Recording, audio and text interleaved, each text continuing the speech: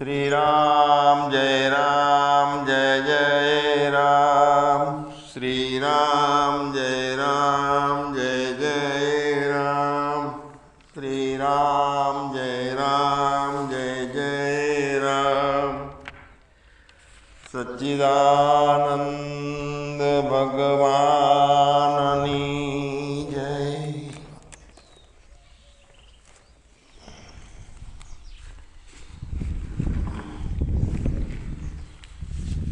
ઘણા બધા નવા ભાઈઓ મળે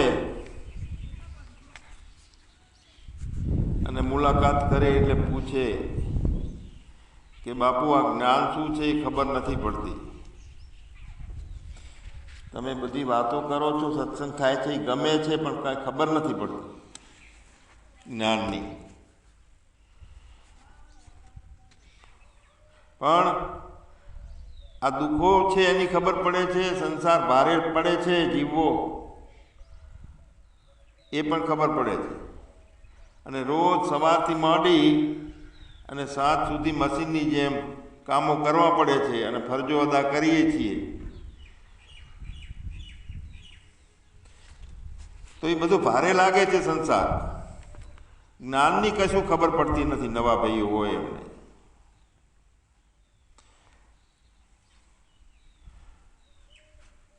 તો એ તો ખ્યાલ છે ને કે હું છું અને હું જીવું છું. દરેકને આ ખ્યાલ છે કે હું છું અને હું જીવું છું. પણ હું છું અને હું જીવું છું એ ખબર છે, અને આનંદથી જીવવું છે, આનંદથી એવો અંદર ભાવ પણ રહે છે. પણ આનંદથી કેમ જીવાતું નથી એ ભૂલ ક્યાં પડી છે એ ગોતી શકતા નથી નવા ભાઈ. હું છું એ ખબર છે, હું જીવું છું એ ખબર છે, પણ મારે આનંદથી જીવવું છે એવો ભાવ રહે છે, સુખ જોઈએ છે. પણ આ દુઃખ રૂપે જીવવાનું આવી જાય છે. કોઈ આમંત્રણ નથી આપ્યું દુઃખને, છતાંય દુઃખો આવે છે. પણ કાયમી અભ્યાસ નહીં, એના કારણે વ્યવસ્થિત રીતે એ નક્કી ના થયું કે કેવી રીતે દુઃખ પહેરી ગયું અને કાઢવું કેવી રીતે. હવે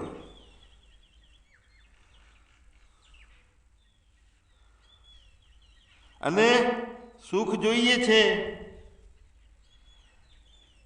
એટલે ખબર નથી, એટલે બહારના પદાર્થોમાંથી, ઇન્દ્રિયોના વિષયોમાંથી, પદ અને પ્રતિષ્ઠામાંથી, ધનથી બધા સુખ મેળવવા દોડે છે.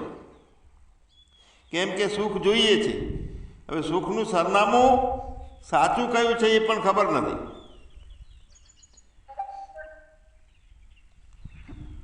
તો એ પણ અનુભવ છે કે બધા કરતા પોતે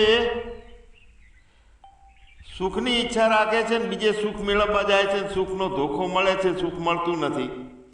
અને પોતે ક્યાંય દુઃખી ના થાય એનો ખ્યાલ રાખે છે. દરેક પ્રાણી, પશુ, મનુષ્ય બધા. એનો મતલબ એ થયો કે પોતાને સુખી રાખવા મથે છે. એનું કારણ એ છે પોતે પોતાને, બધાય આખા જગતમાં બધા કરતા પોતે પોતાને વધારે ચાહે છે.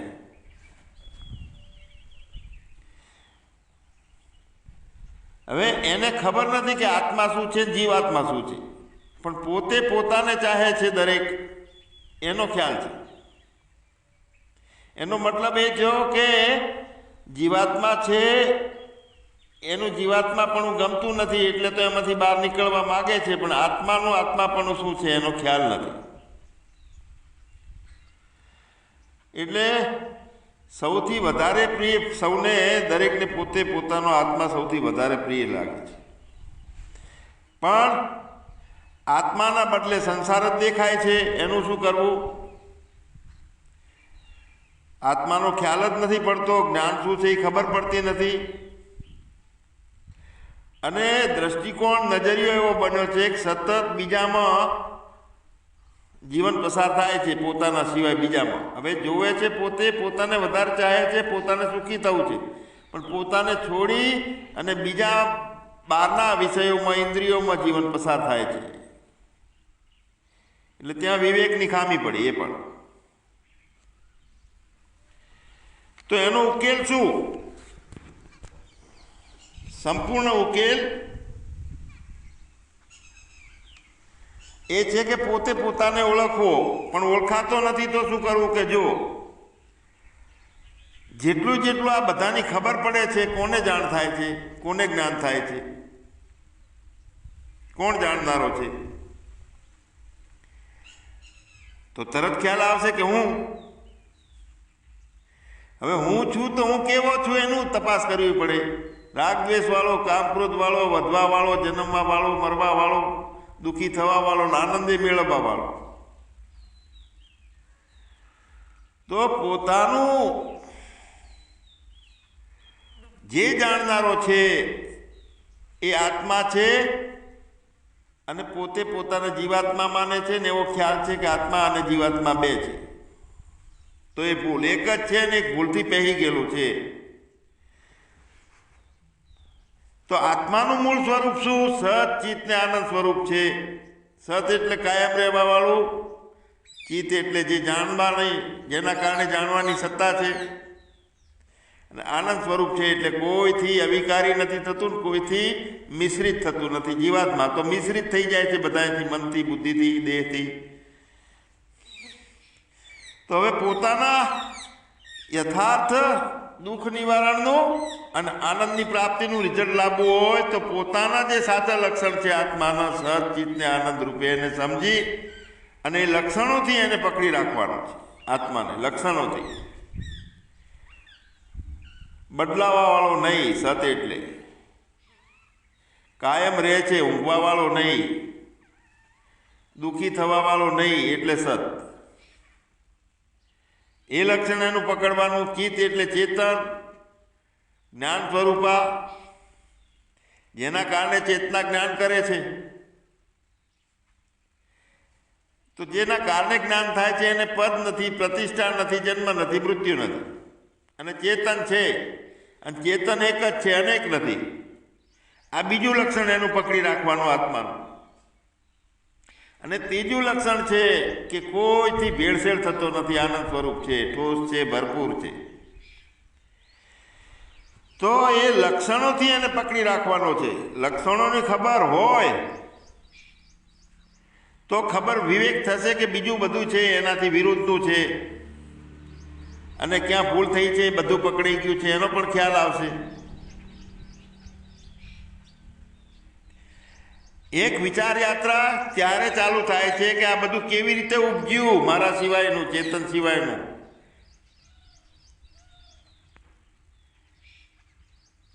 આ બધું શું છે, કેવી રીતે ઉપજ્યું, એનું રો મટીરિયલ ક્યાંથી આવ્યું, અને કેટલો સમય બધું રહે છે, તો તે પણ ખ્યાલ જરૂરી છે. કે આ જીવાત્મા બનવાનું ચાલુ ક્યારથી થઈ ગયું, આત્મા હતો અને જીવાત્મા બનવાનું કેમ ચાલુ થઈ ગયું? તો ભગવાન બધાને ખબર છે કે જન્મ્યા પછી નામ પાડ્યું, રૂપ વધ્યું શરીરનું, શરીરનો જન્મ થયો, પ્રાણથી ભૂખ અને ત્રાસ, પ્યાસ આ બધું પોસાય છે, અને આ શરીર વધે જાય છે. અને આપણે પોતાને નામવાળા, રૂપવાળા થઈ અને શરીરને પોતે માની બેઠા છીએ. એટલે એમાં જીવ પણ દાખલ થઈ ગયું.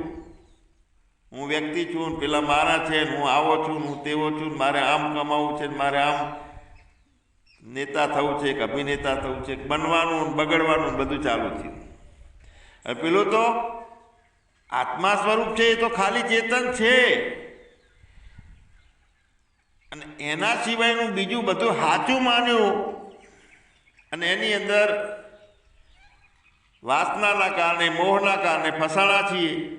એ જીવ ભાવ વધારે પુષ્ટ થતો ગયો. એટલે જીવાત્મા બનવાનું ચાલુ થઈ ગયું જ્યારથી સમજણ ચાલુ થઈ ને ત્યારથી.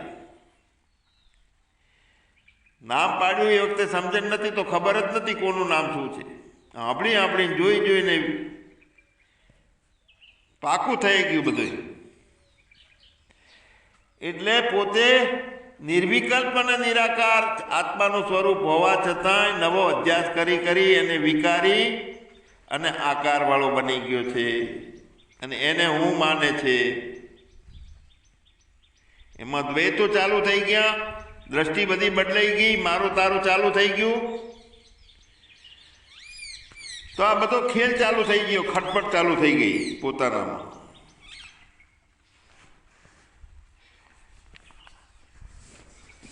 તો ભગવાન જ્ઞાન સભાની અંદર વેદાંતના વિચારધારાથી જે કઈ સત્સંગો છે ને, એક સત્સંગોથી નિવેડો આવશે જ્ઞાનનો.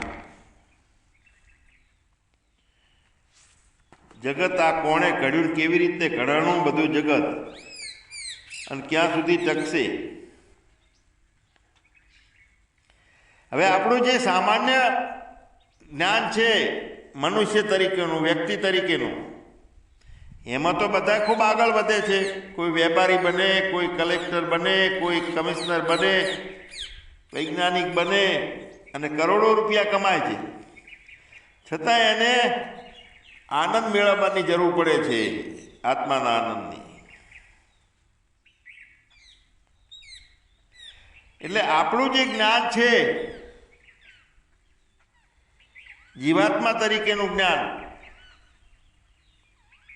સારું ભણીએ છીએ, ડિગ્રીઓ પ્રાપ્ત કરીએ છીએ, વેલ સેટ થઈએ છીએ, પ્રતિષ્ઠા મેળવીએ છીએ, પદ પ્રાપ્ત કરીએ છીએ, આ બધું જ્ઞાનથી થાય છે.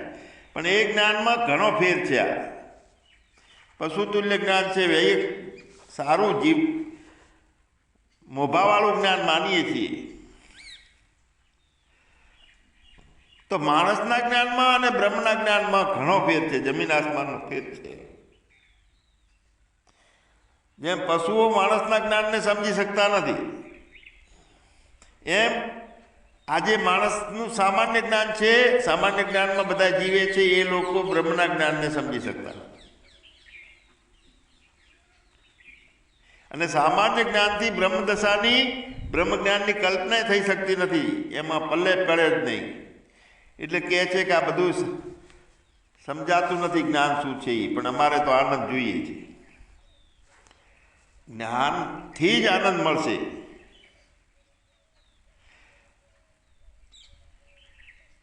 તો માણસના સામાન્ય જ્ઞાનથી બ્રહ્મદશાની કલ્પના થઈ શકતી જ નથી. બ્રહ્મદશાવાળાના કાયદા એ જ્ઞાની લોકો જ સમજી શકે છે. આ બધા કાયદા કાનૂન છે ને, સચ્ચિદાનંદ લક્ષણ છે, આ બધા એના કાનૂનો છે, કાયદાઓ છે.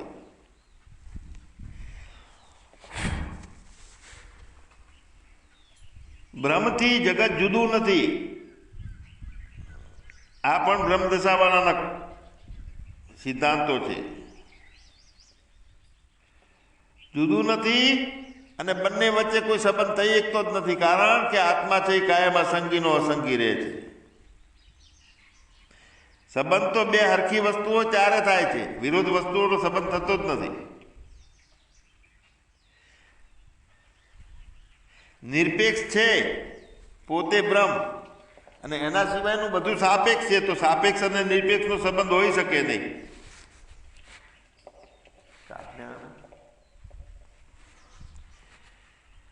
તો જ્યારે દરેક માણસ પોતે માણસની સમજમાં હોય છે, ત્યારે એને પોતાનું જ્ઞાન પોતે ઠીક, આત્માનું જ્ઞાન ઠીક કરી શકતો નથી. અને ઉપરથી બધા કહે છે એમ ઠીક છે એમ માની અને પોતાના સત્ય સ્વરૂપમાં જાગૃત નથી થતો, જાગતો નથી આત્મદશામાં.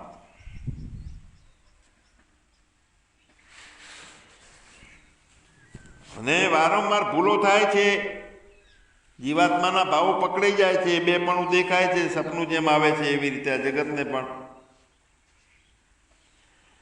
કારણ કે ખબર નથી કે અનેકપણું જે છે એ ખાલી પાસે છે, પ્રતીત થાય છે તો કાંઈ નહીં, પ્રતિબિંબો છે એ બધા. જીવ અનેક છે તો માણસે માણસના દ્રષ્ટિકોણથી એના જ્ઞાનથી નક્કી કર્યું છે જીવ અનેક છે, એક નથી. અને દલીલો પણ એવી થાય કે એક જ જીવ માનીએ આખા જગતમાં તો પછી વ્યવહાર બનશે નહીં, એટલે અનેક જીવ માનવા પડે છે. તો સારું ભાઈ, અનેક જીવ માનો, પણ જીવને બ્રહ્મ જ્ઞાન થાય છે, તે જીવ મુક્ત થાય છે, આ તો માનવું પડશે ને દરેકને. અને જેને બ્રહ્મનું જ્ઞાન થતું નથી તે બંધન રહે છે. તો હવે એને માણસ તરીકેનું, જીવાત્મા તરીકેનું જ્ઞાન થઈ ગયું છે. અને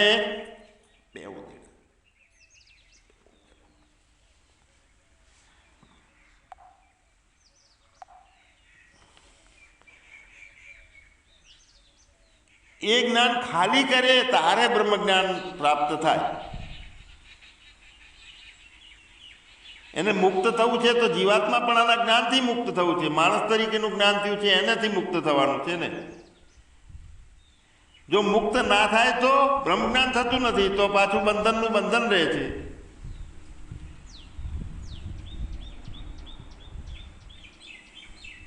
તો જીવ અનેક છે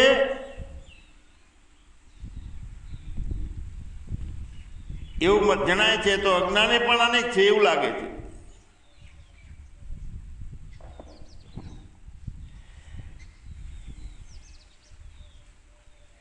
તો અજ્ઞાન અનેક છે તો જ્ઞાન, માણસની દશામાં તો જ્ઞાને અનેક છે એવું લાગે છે.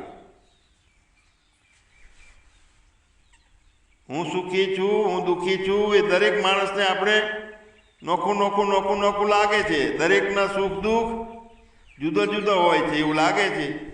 એટલે જીવાત્મા ભોગવનારો અનેક નોખા નોખા છે એવું પણ જણાય છે. આ અજ્ઞાનનું એક ચક્ર જે છે ને, એમાં બધાએ પોતાની વ્યક્તિગત હુંપણાની ઓયડીઓ બનાવી દીધી છે, રૂમો બનાવ્યા છે. અને એ પ્રમાણે વ્યવહારો થાય છે, એ પ્રમાણે જીવાય છે. હવે બધાને બાદ બધું થઈ જાય, જેટલું જેટલું ભર્યું છે અંદર મગજની અંદર, જ્ઞાનો જેટલી જાતના વૈયક્તિક ભાવો છે એ બાદ થાય બધું. અને બાદ થાય અને જે વિષયનું જ્ઞાન કરવું છે, આત્માનું બ્રહ્મનું જ્ઞાન કરવું છે, તો એ બ્રહ્મનું જ્ઞાનવાળી વૃત્તિ બને આપણી. અર્થો એ જ પકડાય, જ્ઞાન એનું જ થાય. તો એની પહેલાં ખબર હોવી જોઈએ કે કલ્પિત વસ્તુ શું છે અને કલ્પના કોણે કરી છે ને એ કલ્પનાના કારણે અધ્યાસ કેવી રીતનો થઈ ગયો છે અને એને કોણાની અંદરથી ભવાટવીમાં પડ્યો છે. એને પહેલાં એક નોખું તારણ, મનને નોખું કરીને, શરીરને નોખું કરીને, ભાવો કેટલા પ્રકારના થાય છે, કોને થાય છે, આ અલગ અલગ અભ્યાસ કરવો, એનું નામ વેદાંત છે. કારણ કે અંત લાવવાનો છે, જાણવાનો.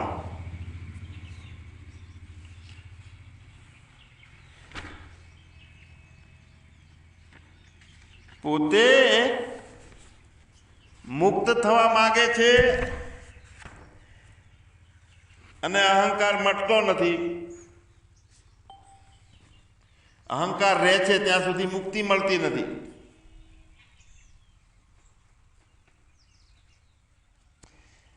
એટલે જેને પોતાનું દર્શન થાય એનો અહંકાર મરે છે, આત્માનું દર્શન થાય એનો અહંકાર મરે છે. જોઈએ છે દરેકને સુખ લાગે છે, બધાને પોતે જ પ્રિય, પોતાનો આત્મા પ્રિય લાગે છે. પણ વચ્ચે અહંકાર ઊભો રહ્યો છે, એને જગત દેખાય છે ને બીજા અહંકારો દેખાય છે ને, એટલે રાગ દ્વેષ ચાલુ થઈ જાય છે. તો આટલું બધું ક્યારે રેડી થાય, શું કરવું? આ તો બહુ અઘરો વિષય છે. તો ના, કશું અઘરું નથી. મનના મતાથી બધો એમાં મેળ આવે એવો નથી ભગવાન. જ્ઞાની પુરુષોનો સંગ્રહ જ્ઞાનને બરોબર જોઈએ, અજ્ઞાનને જોઈએ. ધીરે ધીરે ધીરે ધીરે સત્ય વાત સાંભળતા સાંભળતા બ્રહ્મ સત્ય છે અને જગતનું મિથ્યાપણું અંદર દાખલ થાય.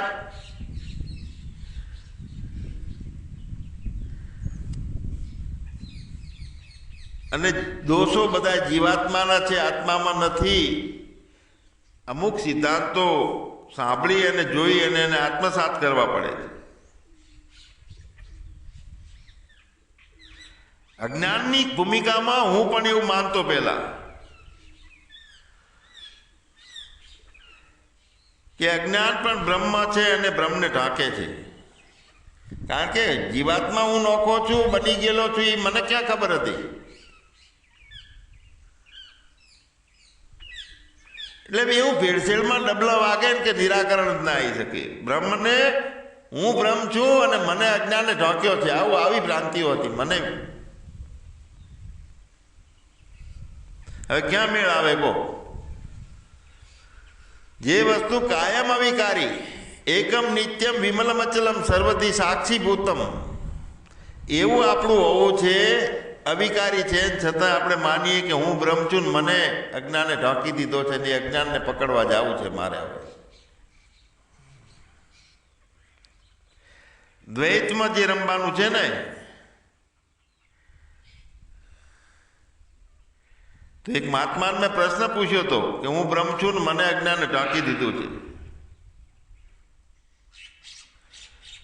તો કે તમે બ્રહ્મ છો, તમારામાં અજ્ઞાન આવ્યું ક્યાંથી? એ બ્રહ્મ નથી, તમે જીવ છો એટલે અજ્ઞાન તમારામાં આવ્યું.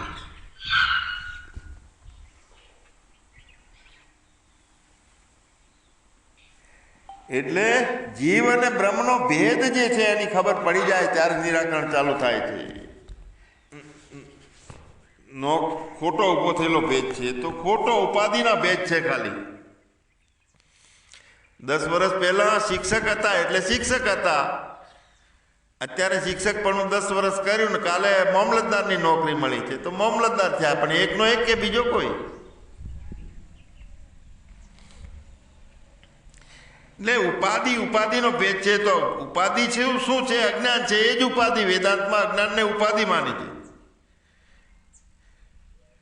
અને પાછું એને ગોતવા જઈએ છીએ અજ્ઞાન, તો એને કોઈ પણ રીતે સિદ્ધ થતું નથી પ્રમાણથી.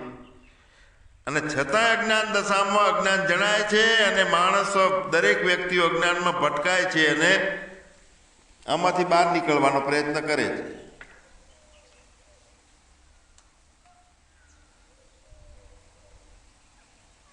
તો અજ્ઞાનની ઉપાધિ વાળો જે આત્મા છે એ પણ એક છે, અજ્ઞાને એક છે, જ્ઞાને એક છે, પણ લક્ષણો નોખા નોખા દેખાય છે અને જીવે કલ્પનાઓ કરી છે અનેકતાની.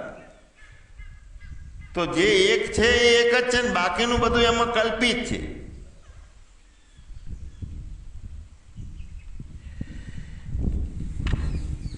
એટલે અનુભવો અવસ્થાની નોખી નોખી હોય ત્યારે અનુભવો બદલાય છે. જાગ્રત અવસ્થામાં અનુભવો નોખા હોય છે. સ્વપ્નના ખ્યાલ આવે છે કે સ્વપ્નમાં અનેકતા હોય છે, પણ એ વખતે સપનાનો અભિમાની નોખો હોય છે. જાગ્રતનો અભિમાની પ્રાજ્ઞ વિશ્વ, સપનાનો તેજસ. એટલે જાગ્રતમાં અનેક જીવનો અનુભવ થાય છે. તો એ જાગ્રત અવસ્થાના કારણે થાય છે અને અજ્ઞાન છે એટલે જાગ્રત અવસ્થા છે.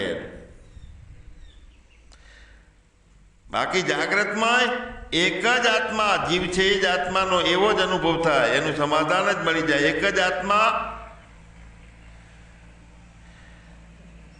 એ પોતે અજ્ઞાનનો અને મિથ્યાજ્ઞાનનો આશ્રય કરી અને જીવ ભાવને પામી ગયો છે. તો એ જ્ઞાનીને વધારે ખબર પડી જાય.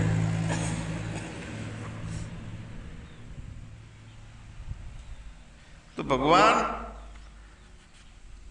જે વિષયમાં પ્રાપ્ત કરવો હોય તો એ વિષયમાં થોડો અભ્યાસના ઊંડાણમાં જવું પડે છે તો સફળતા મળે છે. ધંધો પણ હોય કે ડ્રાઇવિંગ કરવાનું હોય, બધામાં અભ્યાસ જરૂરી છે. દેહનું અભિમાન છોડવાનો છે અને બીજામાં દેહનું અભિમાન છે એ પણ કલ્પિત છે. આ બધું અનુભવવાનું છે. આ અભ્યાસ છે. પોતે જ ઈશ્વર રૂપે હોવા છતાંય જીવડો બની અને એમાં ભ્રાંતિ થઈ છે અને ભ્રાંતિઓને ખંખેરવી છે. તો પોતાની સમજથી કદી એ મેળાવે એવો નથી. એટલે જ્ઞાન સભામાં યથાર્થ જ્ઞાન, જીવ બ્રહ્મની એકતા કરે એ પ્રમાણેનું જ્ઞાન હોય અને મુક્તની થવાની મુખ્ય આપણો મુમુક્ષતા હોય અને એવી મુક્તની દ્રષ્ટિ બની ગઈ હોય કે જેમાં દ્વૈત નથી, દ્વૈત દર્શનનો અભાવ છે અને અદ્વૈતતા છે, મુક્તના લક્ષણો છે, આ બધું ખ્યાલ આવે, એનો અભ્યાસ કાયમી રહે તો આ જીવાત્મા ઠરે છે. બાકી તેમાં કેવું પડ્યું છે ને કે સંસારમાં સરસો રહે મન મારી પાસે, પણ રહેતું નથી મન કોઈનું પરમાત્માની પાસે. એના માટે અભ્યાસ જરૂરી છે. સચ્ચિદાનંદ